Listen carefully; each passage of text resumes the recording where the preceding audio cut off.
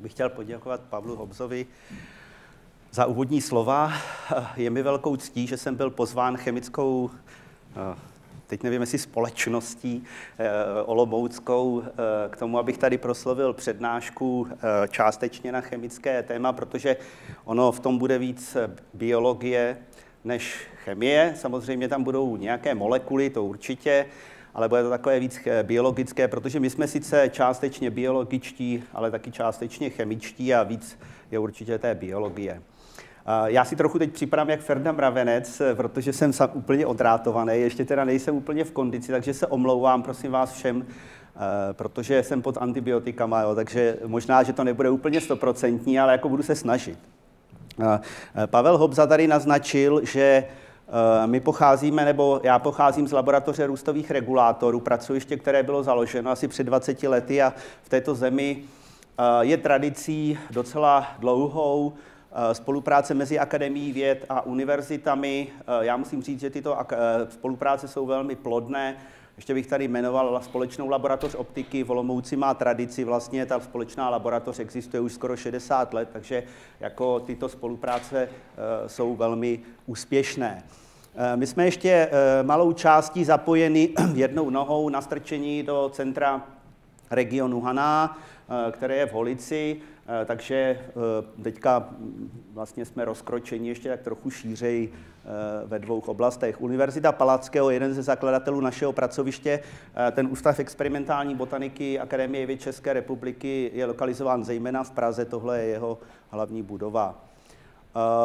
Já bych krátce pověděl, já jsem původem zemědělec, abyste věděli, jako, to znamená, že jako k chemii jsem měl vždycky hrozně daleko a nějak jsem se s tím musel naučit žít, jako musím se přiznat, a postupně jsem se naučil ovládat analytickou chemii a rozumět analytické chemii částečně a taky částečně organické, asi ne, vůbec nerozumím skoro, ale nějaké chemické biologii a podobně.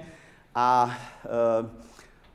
ve své podstatě začínal jsem, a já bych si dovolil to rozdělit asi tak tu přednášku na trochu historie, protože velká většina jsou zde studenti, takže bych připomněl takové kroky, které vedly k tomu, jak jsme se dostali vůbec k protinádorovým látkám, protože dovedete si představit, že zemědělec, který dělá protinádorové látky, to je docela zvláštní individuum. Jo? Takže já jako bych si dovolil vysvětlit, jak se Miroslav Strnad, ale i další samozřejmě se mnou dostali k protinádorovým léčivům.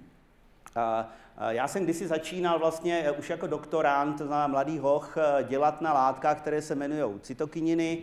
Jsou to látky rostlinného původu, prosím vás. Samozřejmě oni jsou možná i živočišného a lidského původu, ale to se zatím neví. Ale v každém případě existují v rostlinách a jsou to velmi důležitá skupina látek, které se nazývají rostlinné růstové regulátory.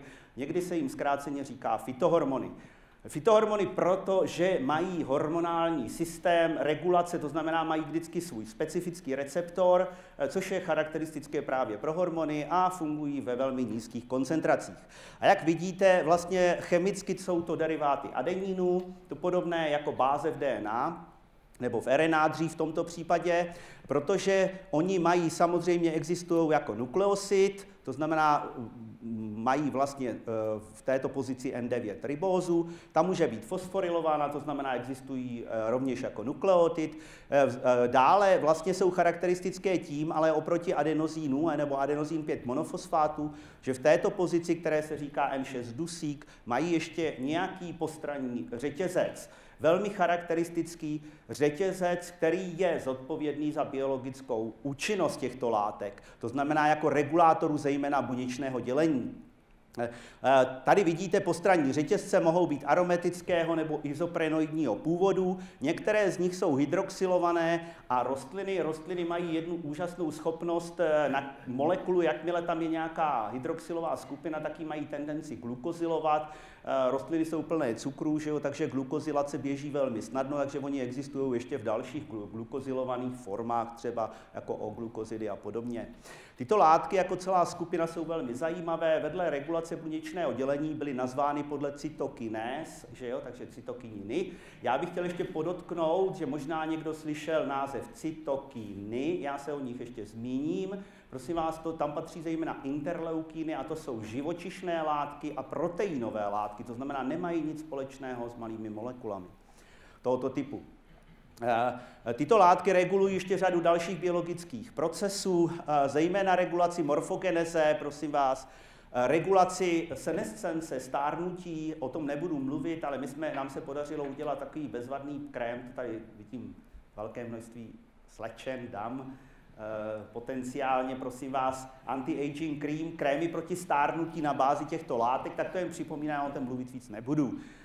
Takže já jen chci tím říct, že molekulární mechanismy účinků u živočišných rostlin, když sejdete na buněčnou úroveň, tak se můžete dopátrat, že ty molekuly často mají podobné mechanismy účinků u rostlin i u živočichů. Já teďka připomenul bych krátce svoji historii. Já jsem začal jako doktorant pracovat na takovéhle skupině látek, na derivátech benzylaminopurínu, to je klíčový cytokinin, který se často objevuje v rostlinných biotechnologiích a používá se k množení rostlin. Když teďka přijdete do obchodu, tak si schválně všimněte, vy jste chemici, takže nemáte ten biologický background, ale dámy mají rády květiny. Prosím vás, všimněte si, jak vypadají současné květiny, jedna jako druhá. Je to dáno tím, že jsou naklonované. U rostlin, prosím vás, je známo klonování minimálně 40-50 let.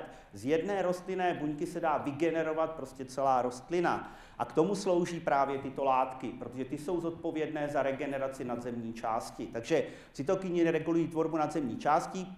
A já jsem hledal napřed deriváty vlastně, protože tohle byla látka, která byla známá jako syntetická. A já jsem prvně začínal vlastně tím, že jsem hledal tyto látky v rostlinách, jestli existují jako přirozené, protože oni jsou zajímavé tím, že mají velmi vysokou biologickou aktivitu, například tu stimulaci buněčného dělení. Takže jsem hledal, nemohl nic najít, potom jsem vyvinul speciální, a to je můj začátek v analytice, speciální metodu analytickou, že jsem připravil protilátky proti těmhletěm strukturám, a takový složitý proces, ta molekula se musí navázat na protein, píchne se zvířatům, zvířata indukují tvorbu protilátek, protilátky vyizolujete, postavíte test, kterýmu se říká třeba ELISA, protože se enzymaticky detekuje ta látka, a skrýnoval jsem ve frakcích, rozdělil jsem extrakty pomocí nějakých chromatografických metod, třeba HPLC, a skrýnoval jsem vlastně výskyt tady těchto látek v rostlinách. Skrýnoval jsem několik let, nic jsem nemohl najít, pak jsem se vrátil k jednomu objektu, který se jmenuje Populus robusta, to je topol česky, a v topolu jsem nalezl vlastně různé metabolity, jak vidíte, imunoreaktivní látky, takže jsem byl nesmírně šťastný, že se mi to podařilo nalézt. A poté jsem ty látky zidentifikoval, to už jsou pro vás známé chemické metody, tohle je elektroimpact, hmotová spektrometrie na bázi elektroimpaktu, krásná fragmentace, že jo, protože to je při 70 elektronvoltech, takže se mi podařilo zidentifikovat chemickou strukturu těchto látek. Proč o tom mluvím, prosím vás, protože ty látky půjdou potom v návaznosti, víceméně Olomoucín story je story pocházejících z této oblasti.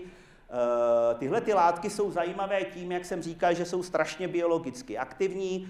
Já jsem je pojmenoval ještě tady tuto strukturu, když připomenu, tak já jsem ty látky pojmenoval, napřed jsem populisticky chtěl je pojmenovat populíny, podle anglického populus, ale pak jsem zjistil, že někdo už ten název použil, teda můj student zjistil, že populín už existuje a bylo by to taky hrozně populistické v Česku, takže jsem změnil taktiku a nazval jsem je česky topolíny. Takže tady tyhle ty látky se jmenují topolíny, prosím vás, který mají aromatický kruh hydroxylovaný a můžou existovat jako orto, meta nebo paratopolín. No a samozřejmě mohou existovat jako metatopolín ribozid, to je tady tahle ta látka.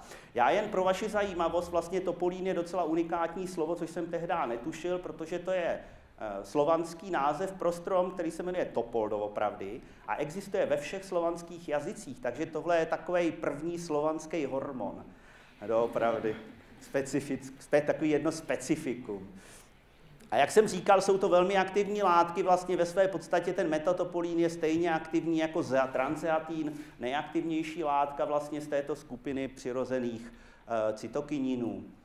A teďka se vrátím vlastně, takže to byla story vlastně, kde já jsem začínal, jako ještě vám musím říct takovou krásnou story, protože ty topolíny, oni se vyskytují zejména po rozbřesku a listy, víte, já nevím, jestli to víte, ale na stromech listy jsou zejména v létě a rozbřesk začíná tak ve 3/4 jo? Takže já jsem lezl na topolis, jezdil jsem s žebříkem tady kolem Olomouce a lezl jsem prostě ve 3/4 o 3:30 na topoli vlastně sbírat listí, abych doopravdy ty látky vyjizoval. Tak to je taková krásná story, historická už dneska. Takže vrátím se k těmto derivátům. Ten metatopolín, mně se na něm líbilo, že je strašně biologicky aktivní a nevěděli jsme samozřejmě, nevěděl jsem, proč tady ta látka je tak nepředstavitelně biologicky aktivní v buněčném dělení. Víte, to byl náhoda, v té době vlastně bylo období, kdy se zjistilo, že existují, nebo byly popsány mechanismy regulace buněčného dělení, byly objeveny klíčové proteiny regulace buněčného cyklu. Já o tom něco povím, vy jste tady hlavně chemici, tak abyste věděli vlastně, o čem vůbec mluvím. To znamená, tyto látky cytokininy, cytokinés, regulují buněčné dělení a takže z logiky věci, když už teda stimulují buněčné dělení, tak by měli asi něco dělat s mechanismy regulace buněčného cyklu. Takže jako nenapadlo nás nic jiného, než hledat lidi, kteří dělají na buněčném cyklu v té době. Ono jich bohužel ve světě moc nebylo. De facto vlastně bylo pár lidí, protože to bylo krátce po objevu. Já jenže za objev vlastně těchto dvou proteinů a ještě fází buněčného cyklu byla udělena Nobelova cena za medicínu vlastně a byl to jeden z nejvýznamnějších, krátce po objevu těchto proteinů a byl to 100% dle mého jeden z nejvýznamnějších objevů lidstva. Protože, jak uvidíte, vlastně tyto komplexy a ještě samozřejmě s ním spojené další proteinové komplexy jsou nesmírně důležité pro regulaci vlastně buněčného dělení, ale i dalších procesů v buňce a ke všemu vlastně jsou často porušeny, nějakým způsobem narušeny vlastně úřady lidských onemocnění. Takže já jen krátce k tomu cyklu, abyste věděli, cyklus buněčný se dělí na 4 fáze, které vy určitě znáte, určitě jste o tom slyšeli. G1 fáze přípravná na syntézu DNA, tady se zdvojuje, vlastně replikuje DNA. Zde je vlastně buňka s dvojnásobným množstvím DNA, která se připravuje na mitózu. A my známe hlavně tu mitózu ze základní školy, profáze, metafáze, anafáze, telofáze, že jo? Takže to je nám strašně běžné, to je tady to část. Právě ten významný objev je v tom, že byli pánové, kteří objevili vlastně jednak CDK, jednak cyklín. CDK je cyklín dependentní kináza. Proč cyklín dependentní? Ona je totiž závislá právě na tom, že musí sfúzovat s touto regulační podjednotkou a tou je cyklín. Jinak je to klasická kináza, používá ATP, a to ATP hydrolyzuje a ten fosfát hydrolyzovaný vlastně používá k řízení podřízených proteinů, to znamená kovalentně vlastně modifikuje podřízené proteiny. Já jen, aby to bylo trošku jednodušší, tak vám jen ukážu pár CDK, které se podílí na regulaci cyklu. Uvědomte si, že to je strašně složitý network. Vemte si, že to jsou klíčové proteiny cyklu, takže je logické, že musí být velmi, velmi jemně regulovány a velmi striktně regulovány. Takže v tom systému existuje obrovské množství regulačních mechanismů, které regulují tyto komplexy samozřejmě.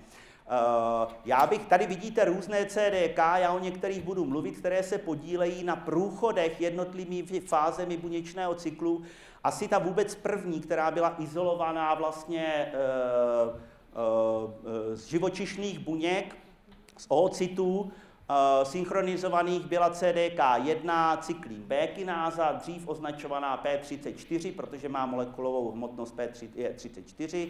A to byla vlastně první popsaná kináza jako říkalo se jí v té době M-phase promoting factor, jako faktor stimulující, regulující M-fázi, to znamená mitózu.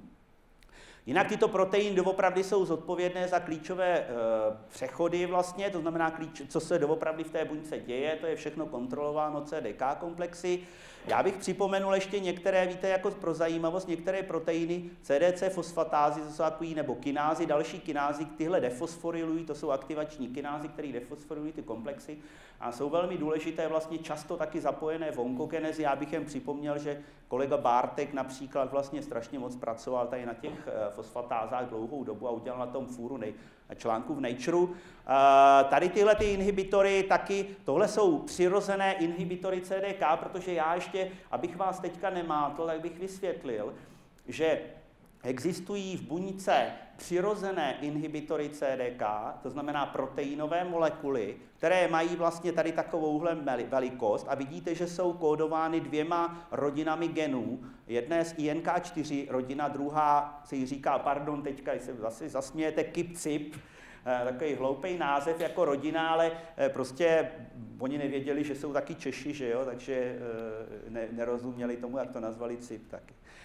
Takže to jsou vlastně proteiny cyklu. Tady vidíte vlastně krystal, de facto strukturu těchto proteinů, přirozený inhibitor CDK, říkali jsme malý protein, vlastně podjednotka kinázy, podjednotka regulační, zde vazebné místo pro ATP. A co je vlastně teďka, víte, když my jsme začínali s testováním cytokininů na těchto kinázách, tak samozřejmě nikdo netušil, že budou existovat nějaké protinádorové deriváty cytokininů, že jo. My jsme hledali stimulační aktivitu a mysleli jsme si, že některá z těch kináz bude apregulována, bude nějakým způsobem stimulována, nebo bude zvýšená exprese cyklínu nějakého a podobně.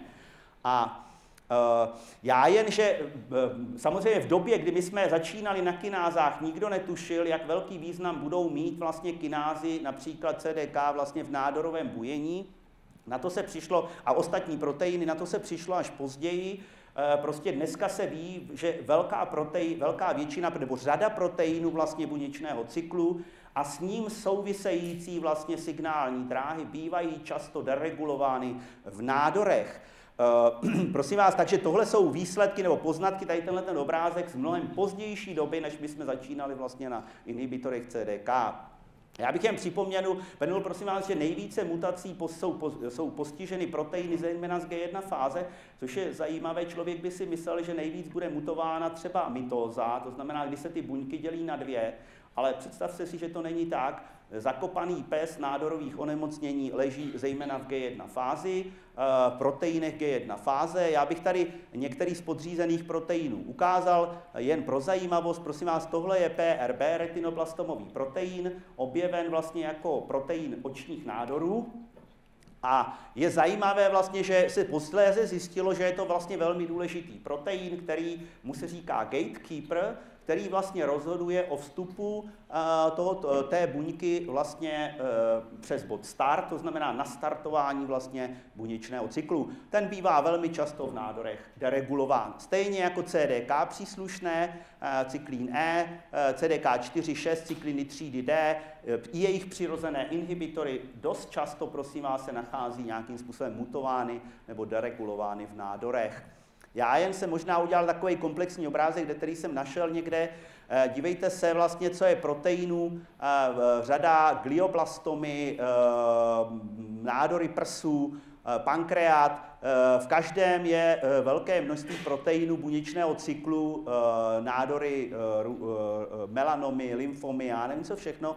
Řada z těch proteinů, který se jmenoval INK4, přirozený inhibitor CDK, CDK2, CDK4, cyklin třídy D, často bývá, prosím vás, deregulován v nádorech, velmi často v nádorech třeba prsu a podobně, dokonce je to biomarker. Takže já jen, že vlastně proč Nobelova cena za medicínu, za objev mechanismu regulace buněčného cyklu? Proto, že doopravdy, ne, že by se přišlo úplně na podstatu na rakoviny, ale 100% se lidstvo přiblížilo velmi k pochopení toho, jak dochází k deregulaci vlastně buněčného dělení v nádorech.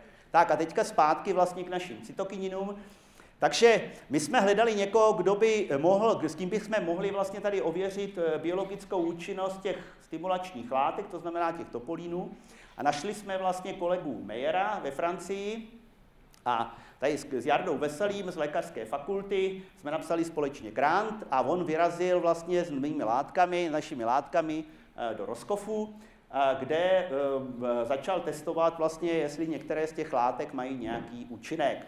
První, co dělal, vlastně byl velmi jednoduchý test, který je založen na tom, že tady ten cyklín BCDK1, o kterým jsme už mluvili, to je ta klíčová kináza, co odpovídá za vstup do mitózy, tak ona používá ATP, který můžete mít radioaktivně značený, a fosforiluje podřízené proteiny. Nejčastějším takovým krásným proteinem jsou histony, ty se nachází v chromozomech, prosím vás, a způsobují vlastně tady ta fosforilace způsobuje kondenzaci chromozomů. To znamená velmi důležitý děj v buněčném dělení. No a takže testování založeno na tom, že se testovaly tady různé cytokininy v takovým jednoduchým testu, že jo, tohle je normální elektroforéza vlastně toho histonu a zjišťujete, jestli tam dochází k stimulaci nebo inhibici vlastně té fosforilace, jestli ta látka je schopna kompetovat za ATP nebo něco dělá s tím proteinem. Získáte klasickou křivku závislosti koncentrace vlastně na nějaké radioaktivitě. Takže jak dopadlo testování? Musím říct, že první série nic moc. Tady vidíte všechny možné cytokininy, vidíte inhibiční aktivitu, většinou nízké mikromolární koncentrace vlastně. Tohle je ještě pro zajímavé. Tohle je CDK4, to je taková ta kináza, která je zodpovědná za G1 fázi. Tohle je mozková, prosím vás, já se o tom ještě zmíním, kináza, která se jmenuje CDK5. Je třeba zajímavá, protože vlastně se vyskytuje upregulovaná v mozku poškozených Alzheimerovou chorobou. Je to kináza, která fosforuje tau protein, klíčový protein právě u Alzheimera. Takže taky docela zajímavá kináza CDK. Vidíte, koncentrace nic moc, většina látek málo účinná, jejich ribozidy těchto látek, 9 glukozidy, 5 monofosfáty, prostě absolutně neúčinné. Co bylo zajímavé, prosím vás, a co nás de facto, dá se říct, co byla obrovská náhoda, co nás šokovalo, já ukážu tady část dopisu, vlastně, když jsem posílal další sérii látek Jardovi Veselému na testování vlastně do Roscofu. Víte co, mezi těmi látkami, já nevím proč a z jakého důvodu jsem přiložil, protože asi to bylo proto, že už jsem žádný jiný látky neměl, tak jsem mu chtěl něco poslat. Tak se tam vybrali látky, které de facto ne úplně souvisí s cytokininy, ale mají trochu příbuznou strukturu, já ukážu. A tyhle ty látky jsme používali jako inhibitory glukozylace cytokininů přirozených, to znamená v rostlinách. Takže přiřadil jsem řadu dalších látek, protože už jsem nic jiného ani neměl v mražáku, takže štěstí přálo, nevím, jestli připraveným, dřív nepřipraveným bych řekl v této chvíli. Přiřadil jsem tuto látku, prosím vás, já vám hnedka ukážu strukturu. Je to zase derivát benzylaminopurínu. Jaké štěstí, ukázalo se, že tato látka už je docela účinná, IC 57 mikromol, na CDK5 dokonce 3 mikromoly, a že tato látka je specifická pro CDK1 a příbuzné kinázy. Já bych chtěl říct, že tato skupina CDK4, CDK6 není homologní, tam jsou dvě rozdílné skupiny kináz. To znamená, že tyto látky byly selektivní zejména pro CDK1 typ kináz, tam patří ještě CDK2, částečně CDK7, 9 a další kinázy. Takže teďka jen pro zajímavost, tady je část dopisu vlastně z Jardova, který byl nesmírně šťastný. Já byl šťastný Meyer, abych vysvětlil, ten byl úplně nadšen. Víte proč? Protože já ukážu na obrázku, Olomoucín byl de facto první kináz inhibitorový z této oblasti, to znamená první inhibitor CDK, který byl objevený. Poté vlastně, nebo ve stejném roce vlastně ještě jedna látka byla objevena UCN1, poté, ale jen, že Meyer měl tak obrovskou radost, že Olomoucín není náš nápad, já bych jako fytochemik, jestli se tak můžu nazvat, nikdy nepojmenoval látku podle města, mám dřív, fytochemici mají obecnou tendenci nazývat látky podle názvu rostlin, když už teda z něčeho izolují. Takže on nadšen objevem látky, která má nějakou specifickou inhibiční aktivitu pro CDK, nazval Olomoucín. Olomoucín vešel do literatury i do dějin vlastně tímto způsobem, takže nebyl to náš nápad, byl to nápad Lorana Meyera. Tady teda, abych nemluvil už konečně, ukázal strukturu chemickou, abych taky sem tam nějaký vzorec. Podívejte se, to je benzylaminopurín, tady ta molekula, víte, co je zvláštní, a co mě šokovalo, a což tady budu několikrát opakovat, jak málo stačí na totální zvrácení biologické aktivity molekuly. Dívejte se, jedna metylová skupina hydroxyetylaminoskupina v pozici 2, metyl v 9. Najednou máte látka, která stimuluje buněčné dělení, můžete zvrátit jednoduchými modifikacemi na látky, které naopak blokují buněčné dělení a dokonce, jak vidíte, indukují vlastně smrt buněčnou, to znamená indukují takzvanou apoptózu. Takže pro nás jako docela šok. Teď dovedete si představit rostlinného biologa vlastně, jak se má teďka představit, když vůbec nerozumí nádorům, jak má začít pracovat na nádorech, takže samozřejmě to bylo strašně obtížné, ty začátky klopotné, ale nějak jsme se rozběhli. Já jen ještě k tomu Olomoucínu, víte, co bylo prima, vlastně po testování samozřejmě specificity toho účinku, tohle je kompetice z ATP, klasický biochemický test, prosím vás, vidíte, že Olomoucín je kompetitivní inhibitor, ve spolupráci s profesorem Kimem z USA, potom krystalová struktura, koukrystal z CDK2, tady se Michal Otěpka směje, velmi dobře zná, stará story, první koukrystal, vlastně s Olomoucínem. Víte, co je fascinující vlastně, že v tom ATP vazebním místě ta molekula je orientovaná prostě jinak než ATP, protože ATP je obráceno vlastně v tom vazebném místě. Zajímavé je, že vlastně tento hydrofobní benzylový zbytek vlastně je orientován ven z vazebného místa. Přitom je odpovědný za specifitu té vazby. Když odstraníte vlastně tady tento benzyl, ta molekula se ztrácí vlastně selektivitu pro CDK. Takže to je krásná, tohle to je krásná krystalografie, krásná, já nevím, biochemie, úžasná, prostě umět krystaly s enzymy samozřejmě se nosí. Tady vidíte vlastně Olomoucín. My jsme poté rozjeli hnedka syntézu, takže měl jsem štěstí, protože jsem měl kolem sebe už pár chemiků, takže jsme rozjeli vlastně syntézu dalších derivátů a de facto v relativně krátké době se podařilo nasyntetizovat látky s mnohem větší účinností. A druhá látka z té série byl asi bohemín, který tady ani neukazuju, ještě jen pro zajímavost, abyste věděli, že tady, já to nechci jako rozvířovat tady tu story, ale a proč jsme nazvali látku ještě jednu bohemín, ale nechme to tak. Prostě byl Roskovitín. Roskovitín byl kompromis vlastně s Meyerem, protože on jako měl pocit, že přispěl významně, já jsem s tím souhlasil, tady k nalezení těchto látek a charakterizaci těchto látek, takže jsem souhlasím s tím, aby naše látka byla pojmenována Roskovitín. Takže další látka ze série Roskovitín, všimněte si, že se od toho Olomoucínu liší velmi málo, klasický benzylaminopurín modifikován izopropylem, zde vlastně alkylem, hydroxyalkylem, akorát který má tady navíc etylovou skupinu, látka, která byla už, dejme tomu 15násobně účinnější jako inhibitor CDK.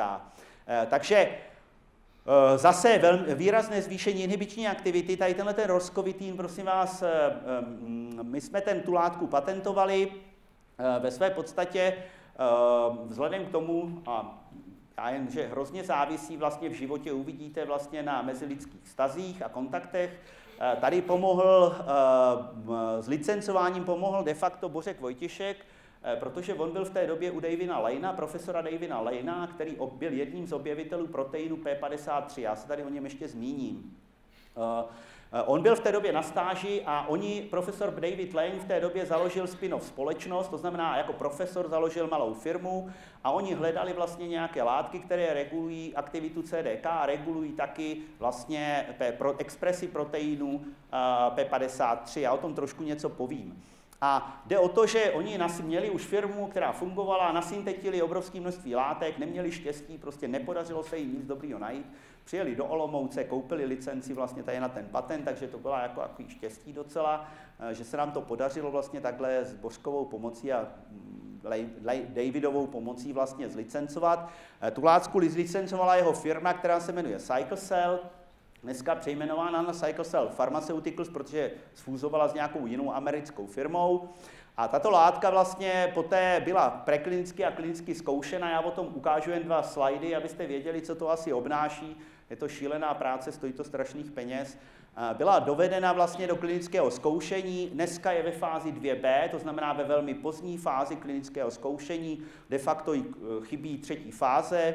je testována vlastně v různých schématech, většinou teďka zejména ve schématech v kombinaci vlastně s dalšími cytostatiky, například cisplatinou, gencitabínem vlastně na nádory plic například. Takže to určitě bylo bezva. Já bych tady jen ukázal něco z klinického zkoušení, vlastně, že ta látka je účinná. Tady vidíte monoterapii hepatocelárního karcinomu, jednoho asi vůbec z nejobtížnějších nádorů, nejobtížněji léčitelných, v současné době de facto téměř neléčitelných.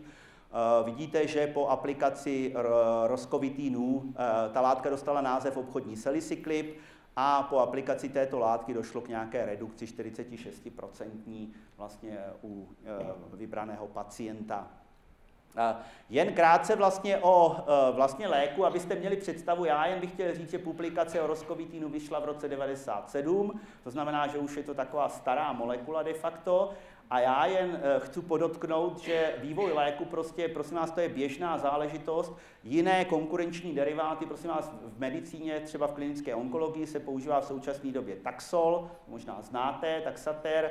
Prosím vás, jeho vývoj trval přes 20 let, jen pro vaši zajímavost. To znamená, že vývoj léku není prostě jednoduchá záležitost, trvá strašně dlouho, má fázi preklinických zkoušek a potom fázi 3 zkoušek. Tahle je rozdělená ještě na fázi 2A a B, ve své podstatě, než je ta látka schválená. Tady tahle cena $800 milionů, ještě dneska už možná není vůbec pravda, protože to bude určitě přes miliardu, jen pro zajímavost.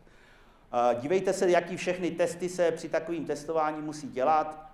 Samozřejmě je řada testů na zvířatech, metabolické a farmakologické testování. Vlastně, prosím vás, nejdůležitější část je asi příprava substance pro klinické podání. Prosím vás, tam to je strašně dlouhý proces, kde musíte studovat, já nevím co všechno, nečistoty, stability, lékovou formu vyvinout a tak dále samozřejmě. Takže než se dostanete doopravdy na pacienta, možná 4-5 let, poté klinické zkoušení vlastně na člověku. Prvně se podává většinou zdravému pacientovi. U protinádorových látek je možné požádat o speciální studii, jen pro zajímavost, že můžete zkoušet na infaustních případech, znamená na případech, kteří už nejsou léčitelní žádnou jinou terapií. Takže i taková možnost samozřejmě existuje. Já jenže, prosím vás, my jsme začali jen pro zajímavost, my jsme začali samozřejmě jako skoro první v této oblasti. Olomoucín byl vlastně první z inhibitorů CDK objevený a musím říct, že jsme měli velký náskok. Já nejen, že bychom ten náskok prohráli, ale uvědomte si, že konkurovat velkým farmaceutickým firmám se opravdu nedá. S nějakým zpožděním 3-4, možná 5 let začaly v této oblasti samozřejmě pracovat všechny ostatní velké farmaceutické firmy. Dneska je v klinickém zkoušení, podívejte se, jaké obrovské množství derivátů. Já vám je potom ukážu. Nejdále je Dinacyclib vlastně od Merku, který vstoupil nedávno do fáze 3 klinického zkoušení. Já jen prosím vás, že chci říct jednu velmi důležitou věc. Dokud není ověřená doopravdy účinnost na lidech a dokud ten lék není v klinické praxi, tak de facto nemáte opravdové léčivo. Jeho účinky doopravdy nejsou dokonale potvrzeny a nedá se tedy mluvit vlastně o léčivu. To znamená, já bych chtěl říct, že CDK inhibitory jako léčiva ještě nejsou prostě 100% ověřeny, i když ty látky jsou už v klinickém zkoušení a nejsou to povolená léčiva. Věřme tomu, že aspoň nějaký bude. Já jen pro zajímavost tady srovnání roscovitínem s těmi ostatními molekulami. Víte co, jako chemici, všimněte si jedny velmi zajímavé věci a to, jak promiskuitní, pardon, že používám ten název, je a vazebné místo pro ATP a jaké různé molekuly mohou de facto obsadit tady tuhletu ATP vazebnou kapsu. Já jsem tady ukázal jen pár molekul, vlastně, které jsou v klinickém zkoušení, jako jen pro zajímavost. Samozřejmě těch inhibitorů je mnohem více. Teďka vám povím jedno story. Mě se nějak poté, jako když jsem zjistil, že Olomoucín je strašně krásné jméno a přineslo nám popularitu, tak jsem si to trošku zneužil, se přiznávám, bez bytí. Takže jsme nalazvali jednu látku Olomoucín 2. Nazvali jsme ji proto, že jsme zjistili, že tahle ta látka má vlastně trošku jinou specifitu, že neblokuje, ona inhibuje taky CDK1 a 2, ale inhibuje vlastně jiné kinázy, které jsou známé, a já je trošku vysvětlím, co dělají, CDK9 a částečně také CDK7. CDK9 je velmi zajímavá kináza, prosím vás, stejně jako CDK7. Oni se totiž podílí na fosforilaci vlastně RNA polymerázy 2. A RNA polymeráza 2 je velmi důležitý enzym vlastně pro transkripci. To znamená, že vlastně zablokování těchto CDK vlastně tím zablokujete transkripci. Takže to je trošku jiný molekulární cíl a může mít vlastně v nádorové terapii určitě význam asi proto, že vlastně řada genů, třeba proapoptotických, jsou to krátce žijící geny, takže jejich deregulací velmi snadno můžete nastartovat apoptózu a také vlastně tady vzpomenu ten P53 protein, protože můžete samozřejmě vlastně ovlivnit, například aktivovat vlastně tímhletím způsobem P53 protein, což je klíčový nádorový, nebo jeden z klíčových nádorových supresorů v nádorové buňce. Takže tady je struktura. Já jen strašně rád vlastně říkám to, že a co mě fascinuje, to určitě není platné pouze u purínu, ale je to platné 100% u všech biologických molekul přítomných v přírodě.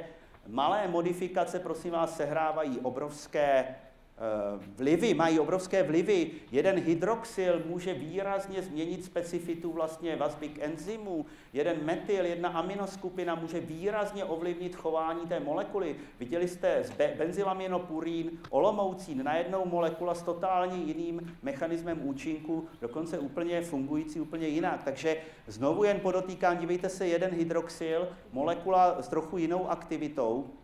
Všimněte si vlastně, tohle jsou různé kinázy, tady jsou CDK, všimněte si CDK2, 0,84 mikromolů, dejme tomu, CDK7 a 9, to znamená, že je to tak přibližně stejný inhibitor roscovitin tady těch třech kináz. Když najednou si všimnete vlastně olomoucínu 2, tady vidíte krystalovou strukturu, dívejte se, nebo to je vlastně zdokování, to je asi tady od Michala Otěpky, struktura.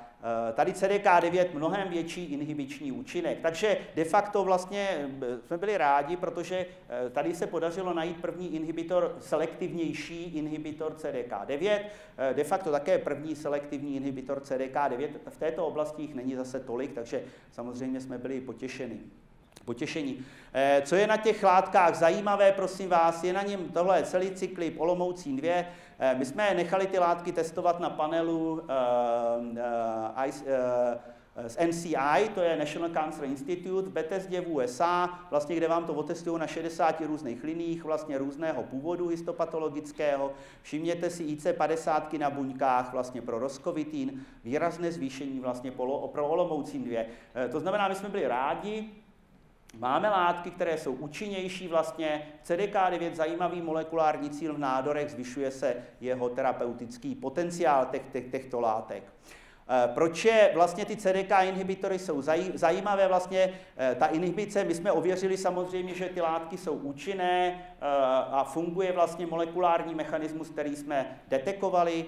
Takže já jsem říkal, že tato CDK9 fosforiluje RNA polymerázu 2. Všimněte si, tady je časově závislá inhibice.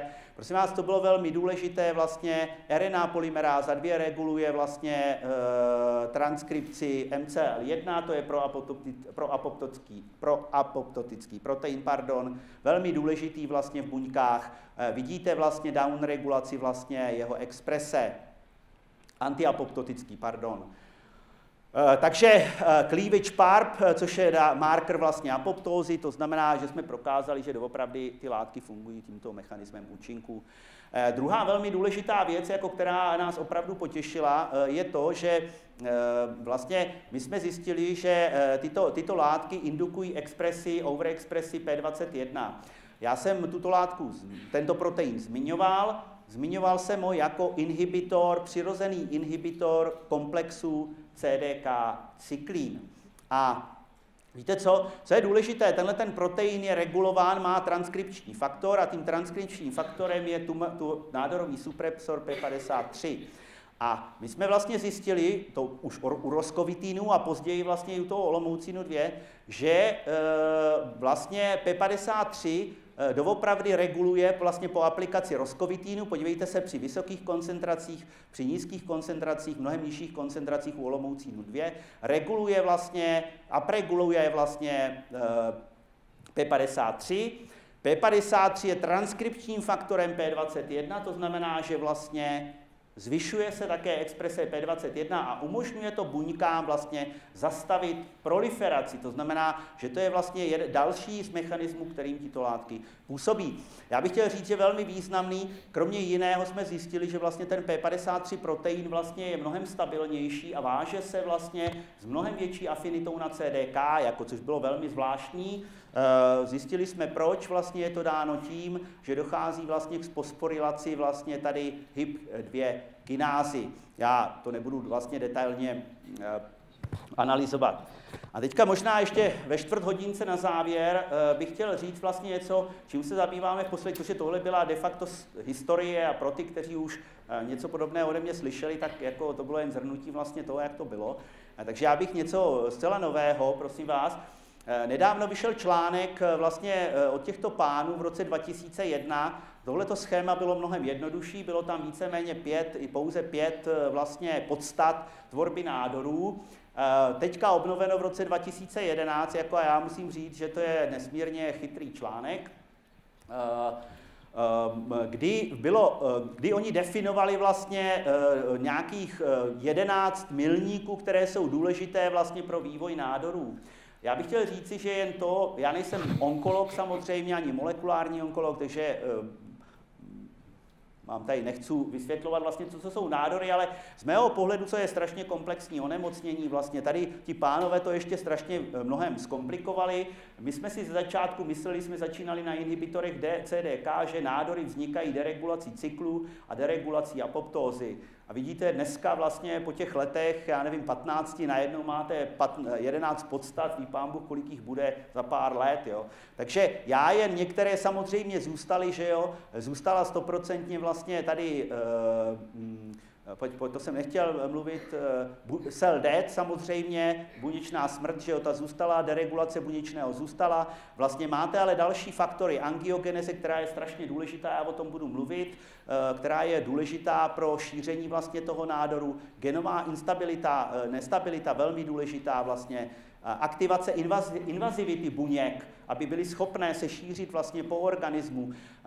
Souvisí nádory často vlastně se zánětem, to znamená, že nádory jsou doprovázeny zánětem a tak dále.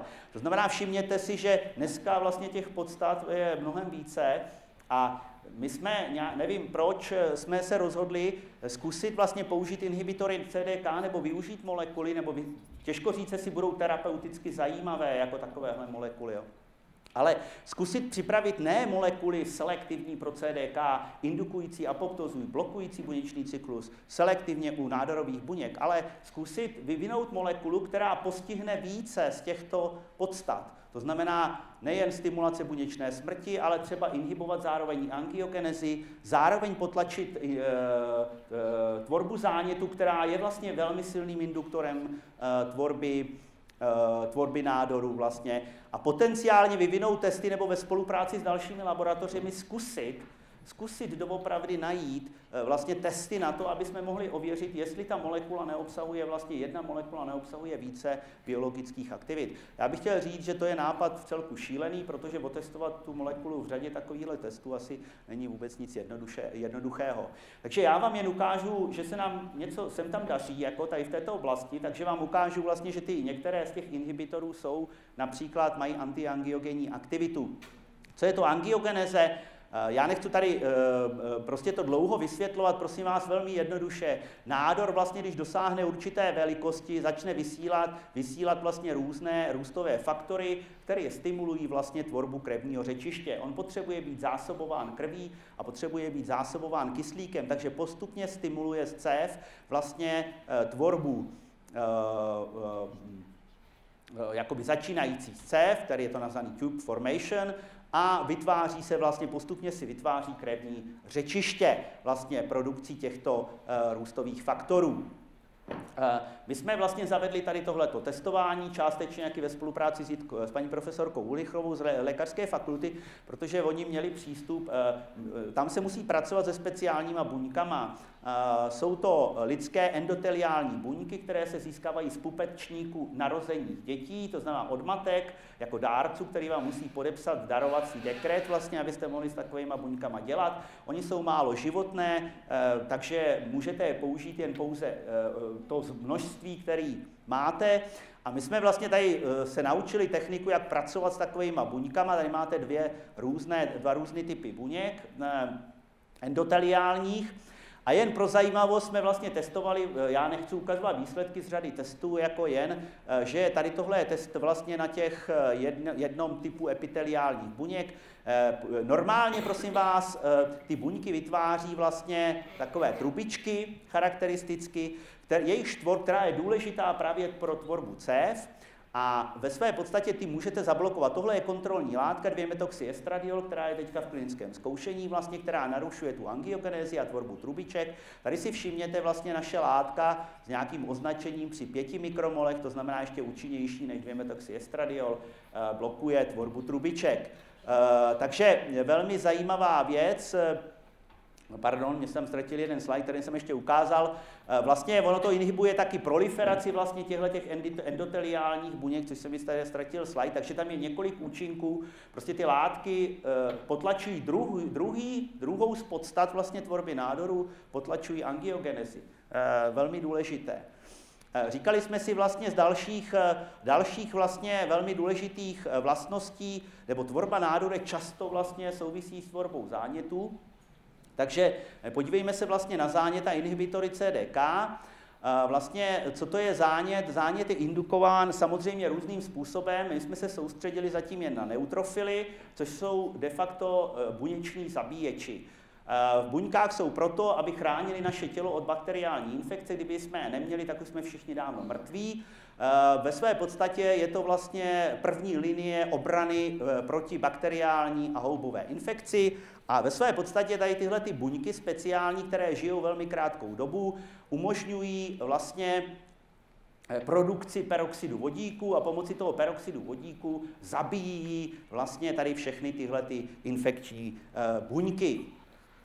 Takže my jsme vlastně ve spolupráci s jednou laboratoří v Birminghamu, s Janet Lord, vlastně studovali, co dělají tyhle ty naše látky, vybrané látky, zejména ty inhibitory CDK9, na těchto buňkách, to znamená na lidských neutrofilech. A tady vidíte, prvně jsme se podívali, jaký tam jsou kinázy, měli jsme obrovské štěstí, protože vlastně tady tyhle ty neutrofily vlastně mají pouze některé kinázy, jak vidíte, exprimované CDK7, 9, vlastně 4 to nehybuje, částečně vlastně taky 1 a 2. Po přidání vlastně těch inhibitorů, takže to je super, takže kinázy tam jsou přítomny, bylo by možné tím pádem vlastně je blokovat. Tady vidíte, že doopravdy došlo k indukci apoptózy po aplikaci těch našich látek, docela slušné IC50, někde kolem 1 a více, nebo malinko více mikromolů, takže ty látky jsou účinné, protože dokáží zabíjet vlastně tyhle ty neutrofily, potlačovat tím pádem zánět, protože nadprodukce neutrofilů vede k zánětu, nadprodukci vlastně peroxidu vodíku, radikálu a způsobuje to vlastně zánět. Tady vidíte taky tu apoptózu, já jsem říkal, že tenhle ten MCL1 protein vlastně detekuje, že vlastně jste schopni indukovat apoptózu, takže jsme prokázali apoptózu neutrofilů. Tady, co je zajímavé, já jsem tady mluvil o těch cytokínech, kam patří interleukíny, takže tady je vlastně inhibice tvorby peroxidu vodíku ještě, velmi zajímavá v závislosti na koncentraci. A tady vidíte vlastně produkce jednoho z interleukínů, vlastně vlivem těchto látek dochází vlastně inhibici tvorby těchto interleukínů, růstových faktorů vlastně důležitých pro proliferaci vlastně neutrofilů. Takže tady vidíte vlastně další vlastnost stejných látek, to znamená, že ty látky jsou schopny potlačit další podstatu vlastně tvorby nádorů, což je v tomhletom případě protizánětlivé působení. Já jen, když jsme proti zánětlivého působení, prosím vás, záněty jsou velmi nebezpečnou záležitostí a samozřejmě jednou z nejvážnějších onemocnění reumatoidní artritida, a na které se samozřejmě ty neutrofily také podílí vlastně a my se snažíme teďka, jenže můžeme tím přejít do jiné oblasti, snažíme se najít nějaké látky, které by byly použitelné třeba léčení reumatoidní artritidy. Co máme další? Prosím vás, teďka jako v kombinaci k tomu, a to je jako na závěr úplně, vám ukážu pár obrázků jen toho, co nám umožňuje vlastně to šáhnout si mít látky, které jsou orientované na více jak jednu podstatu vlastně nádorových onemocnění. Nádory, které jsou velmi komplexní, jako kde se kombinuje prostě invazivita nádorů, apoptóza, buněčná deregulace buněčného cyklu, kde se vlastně je to spojené s tvorbou zánětu a podobně. Takovým velmi složitým nádorem, těžce léčitelným jsou hepatocelulární karcinomy, jaterní karcinomy vlastně, prosím vás, vždycky víte, určitě jste slyšeli vlastně, že to je jeden z nejhorších nádorů, prosím vás, většinou vlastně se nachází metastázy v játrech, jo, takže to je silně metastazující nádor, vlastně velmi obtížně léčitelný, ve své podstatě téměř neléčitelný. Samozřejmě částečně se dá léčit různými, jednak transplantacemi, jednak samozřejmě vlastně chirurgicky, že jo. Existují nějaké léčiva vlastně, ale úplně minimum, hlavně se používá cisplatina stará, která je velmi toxická, takže je to takový složitý, prostě strašně málo lidí přežívá. My jsme, teďka vám ukážu, počkejte, nevím, jestli jsem tady neměl tu strukturu, nemám. My jsme vlastně teďka našli vlastně novou generaci látek, které jsou inhibitory CDK9, který mají tyhle ty zvláštní vlastnosti, upregulují P53, indukují apoptózu, mají protizánětlivé účinky, inhibují angiogenezi, možná mají některé další vlastnosti, my zatím neumíme otestovat.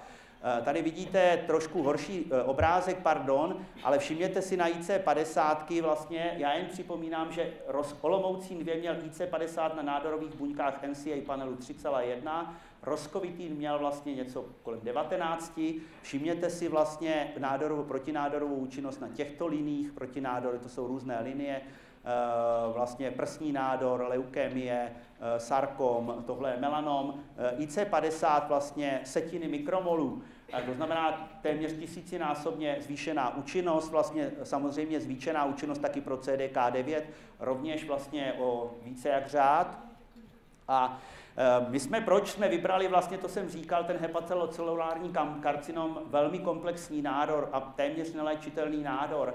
A já vám ukážu, že to byl dobrý nápad vlastně se takhle zkusit otestovat, jako ta práce těch dvou pánů byla obrovským stimulem vlastně proto, aby jsme vlastně se do ničeho takového vůbec pustili. Vlastně tady vidíte různé hepatokarcinomové linie vlastně s různými typy mutací. Všimněte si vlastně účinnost na liniích, velmi vysoká, ve své podstatě vlastně žádná z linií není rezistentní. Ty látky jsou všechny účinné vlastně pro tyto linie.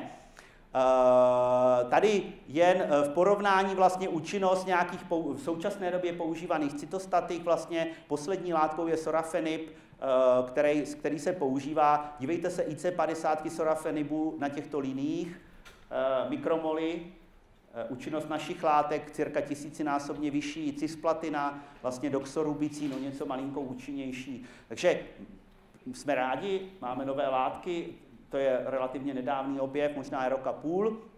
Prokázali jsme vlastně, že ty látky indukují apoptózu, což je vždycky důležité. To jsme říkali, indukce apoptózy důležitá, to je vlastně deregulace apoptózy charakteristická pro nádory. Tady vidíte vlastně jednu z klíčových Caspase, vlastně 3,7, že dochází k upregulaci po aplikaci této látky BP14. Tady vidíte vlastně jen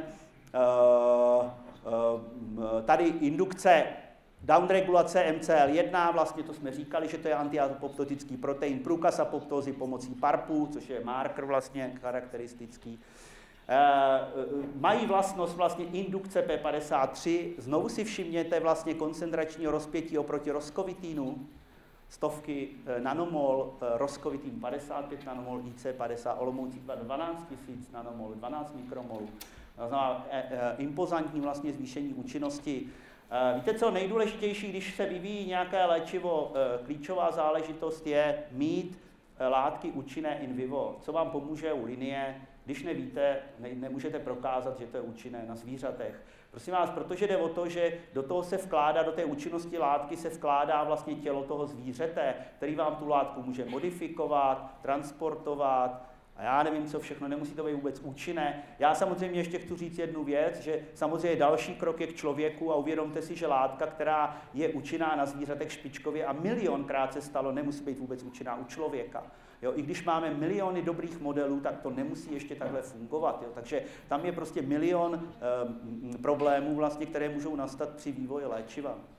Tady vidíte vlastně intervence u xenograftů, prosím vás, výrazné terapeutické zlepšení, to znamená tyto dvě látky, BA12, BP14, vlastně účinné na zvířatech, na xenograftech, jako, z čeho jsme samozřejmě měli obrovskou radost. Vlastně. Tady vidíte vlastně další vlastně účinky vlastně snížení nebo zvýšení účinnosti vlastně u metastazujících nádorů. Takže vlastně to je všechno, takže jen na závěr, to je de facto poslední obrázek skoro, jen na závěr, jako, že ta strategie vlastně zacílení, hledání látek, které kombinují potenciálně vlastně účinky a zaměřují se proti více cílům nádorů, není pravděpodobně úplně špatná hypotéza. Minimálně in vivo na zvířatech se zdá, že to byl určitě tyto pánové to mysleli dobře. My jsme víceméně se snažili malými molekulami napodobit, trefit se vlastně do těchto různých vlastně podstat nádorů a věřím, že tady některý z těch látek třeba vstoupí do kliniky. Já jen, že to jsou látky zase na bázi úplně podobné, jako mě se tam ztratila někde struktura, nevím jak to. Chtěl jsem vám je ukázat, možná se vrátím ještě k té struktuře. Ve své podstatě od benzylaminopurinu tam není jedno jádro, to znamená, není tam jedno benzylové jádro, ale je to biaryl. Jo, to je veškerá změna, která nastala, vedla k takové změně účinnosti. Já jen, prosím vás, znovu říkám, vlastně, když děláte chemii, dbejte prostě na jednu věc. Malé modifikace sehrávají obrovskou roli. Malá změna vlastně znamená vlastně látku hledat, testovat vlastně řadu dalších testů, protože můžete objevit množství zcela neznámých biologických aktivit. Takže příroda se vyřádila prostě na malých molekulách a prostě umí s nima opravdu čarovat a musím říct, že je to fascinující svět. Tady poděkovat lidem, kteří se podíleli, já jsem tady nemohl uvést všechny, jako tady, tam nemám tady pana profesora Otěpku, se omlouvám, který s náma dlouhodobě spolupracuje, i pana profesora Hobzu a další. Tak tady jsem jen uvedl pár lidí, který jsem tady ukazoval pár výsledků a děkuji vám za pozornost.